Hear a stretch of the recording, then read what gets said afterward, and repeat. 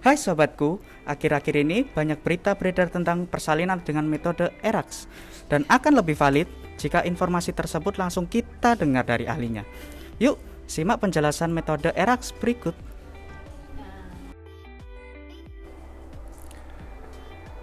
Halo sobatku, ERAX adalah Enhanced Recovery After Cesarean Section, di mana ERAX itu merupakan metode pemulihan yang lebih cepat pada saat ibu melahirkan secara operasi cesar.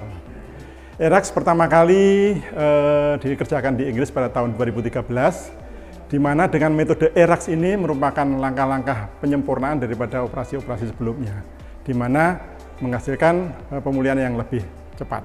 Efek samping metode ERAX ini jika dibandingkan dengan operasi-operasi dengan metode sebelumnya tidaklah berbeda. Justru dengan metode ERAX ini dapat memulihkan kondisi pasien lebih cepat. Metode ERAX ini digunakan berdasarkan bukti-bukti ilmiah dan bukti-bukti terkini yang dilakukan oleh tim multidisipliner. Di antaranya ada dokter kebidanan dan penyakit kandungan, ada dokter anestesi, ada dokter spesialis anak, dan perawat-perawat berpengalaman, sehingga diharapkan dengan metode ERAX ini dapat memulihkan kondisi pasien lebih cepat.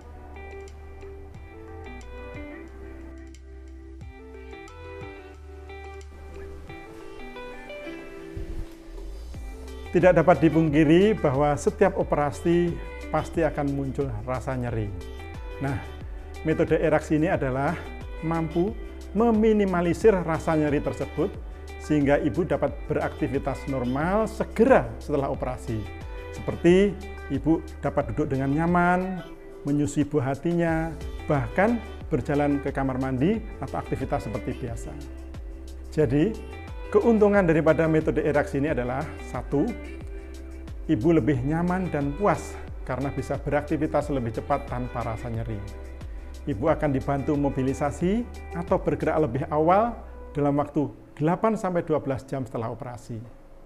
Yang kedua, karena pulih lebih cepat, maka ibu dapat lebih cepat pula dalam menyusui dan berkolaborasi langsung dalam perawatan bayi dan menyusui. Yang ketiga, lama perawatan di rumah sakit jauh lebih singkat.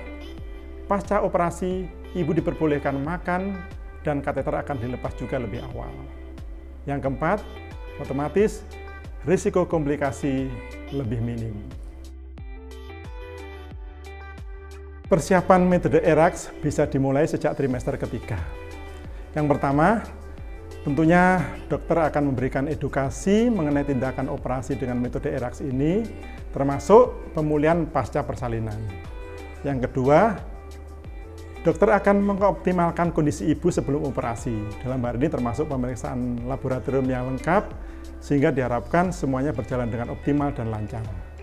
Yang ketiga, pada umumnya durasi puasa jauh lebih singkat. Sebelum tindakan operasi, pasien masih diperbolehkan minum, bahkan setelah operasi pun pasien sudah diperbolehkan makan dan minum.